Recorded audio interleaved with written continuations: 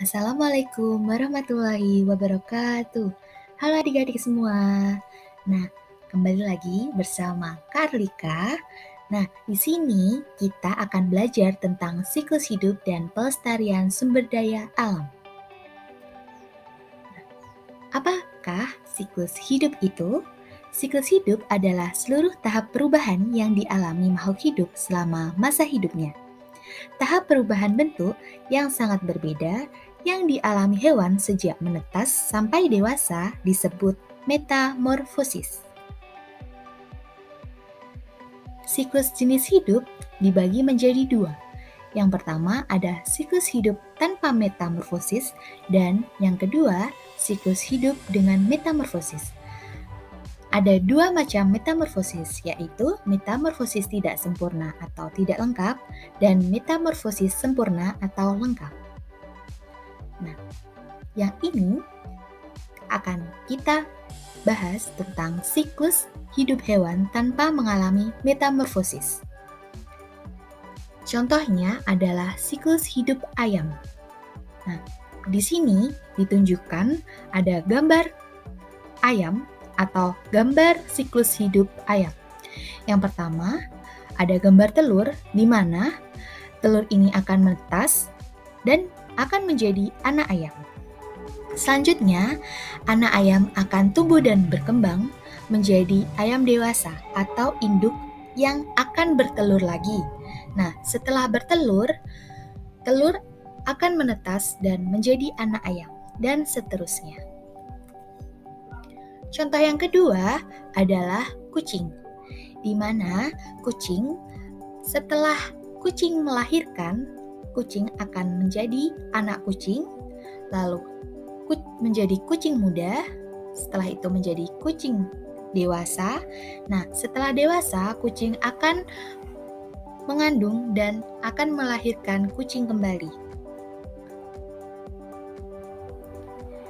Nah, siklus hidup hewan dengan metamorfosis.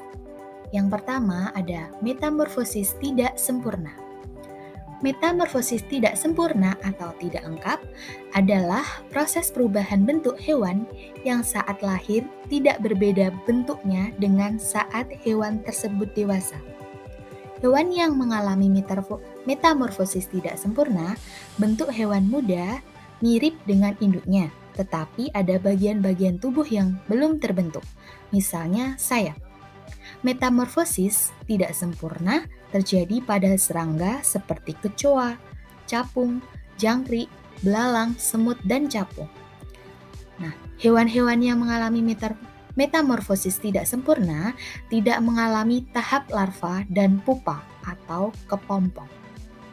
Tahap metamorfosis tidak sempurna yaitu ada 3 tahapan. Yang pertama telur, kedua nimfa, yang ketiga dewasa. Nah, ini adalah contoh siklus hidup hewan dengan metamorfosis tidak sempurna. Yang pertama adalah siklus hidup kecoa, di mana yang pertama ketika kecoa bertelur, telur akan menetas menjadi nimfa.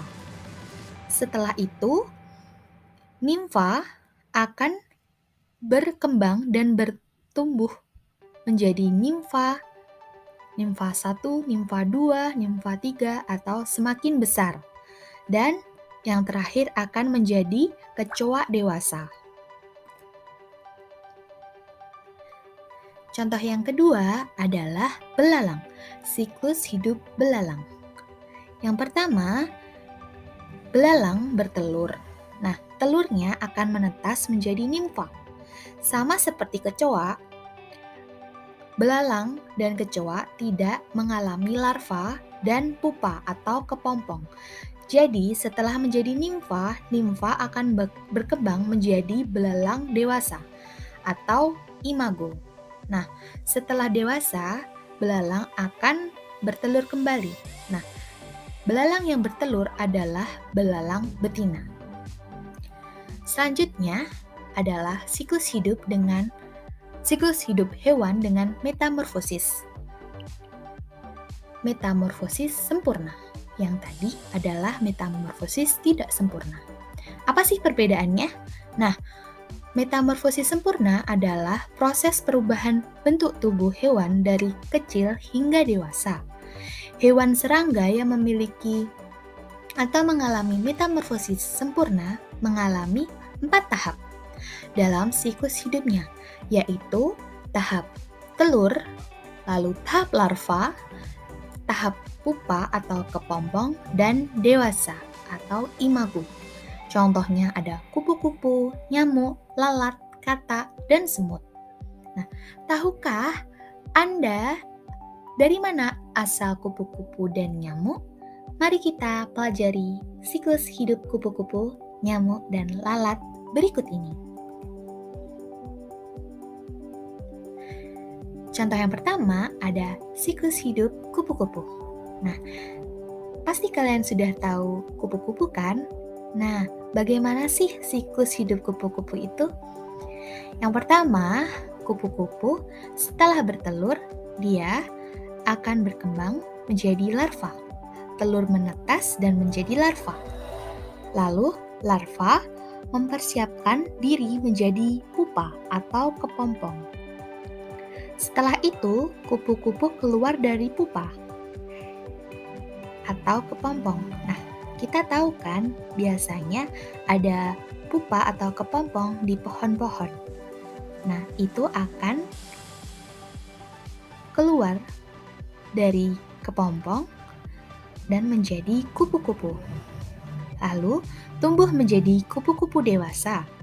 Setelah menjadi dewasa, kupu-kupu akan bertelur kembali.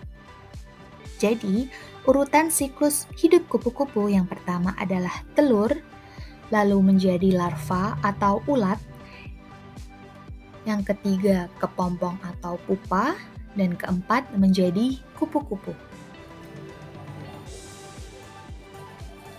Selanjutnya ada siklus hidup nyamuk, di mana sama dengan contoh yang lainnya, nyamuk dari telur menetas menjadi larva, lalu larva menjadi pupa, setelah pupa menetas menjadi nyamuk. Nyamuk muda lalu menjadi nyamuk dewasa, dan begitu seterusnya. Contoh selanjutnya adalah siklus hidup lalat, di mana telur akan berproses menjadi pembelahan telur, di mana telur akan membelah dan menjadi embrio. Setelah menjadi embrio, lalat akan menjadi larva. Setelah menjadi larva, akan berubah menjadi pupa atau kepompong.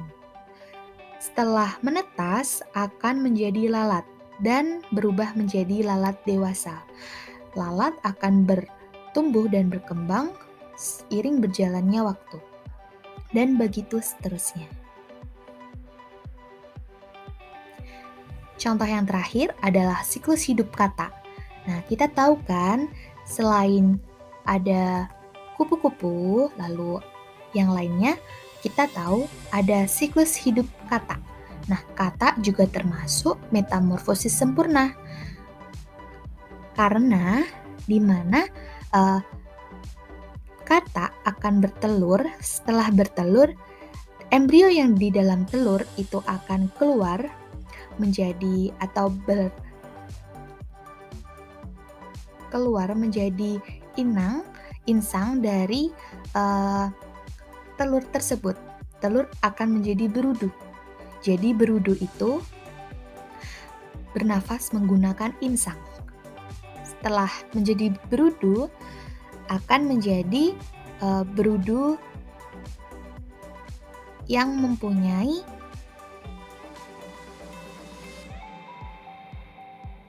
kulit tumbuh di atas insang, lalu berudu mulai tumbuh kaki, setelah itu menjadi katak muda, dan tumbuh ekor menjadi lebih pendek, setelah itu akan berubah menjadi katak dewasa. Begitu seterusnya. Nah, jadi urutan daur hidup katak yaitu dari telur menjadi berudu atau kecebong, lalu menjadi katak berekor, lalu katak muda, dan terakhir katak dewasa. Nah, selanjutnya kita akan membahas upaya pelestarian hewan dan tumbuhan. Nah, hewan dan tumbuhan perlu dilestarikan karena bermanfaat untuk 1. Menjaga keseimbangan alam sekitar. 2. Menjaga kelestarian keanekaragaman hewan dan tumbuhan yang bermanfaat bagi ilmu pengetahuan dan masyarakat. 3. Memenuhi kebutuhan masyarakat, misalnya untuk bahan bangunan, makanan, dan obat-obatan. 4. Tumbuhan dapat mengurangi pencemaran udara. 5. Tempat hiburan sebagai taman rekreasi atau kebun binatang. Yang terakhir, memberikan rasa indah terhadap alam.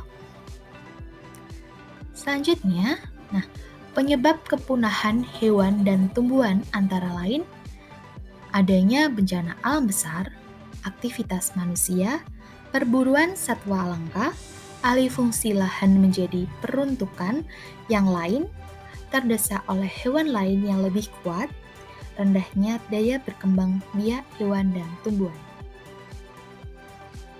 Nah, ini adalah contoh hewan langka yang perlu dilestarikan.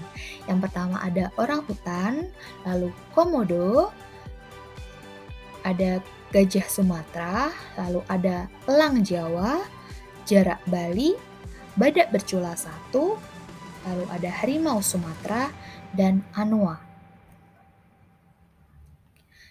Nah, jika tadi ada hewan, sekarang ada tumbuhan langka yang perlu dilestarikan.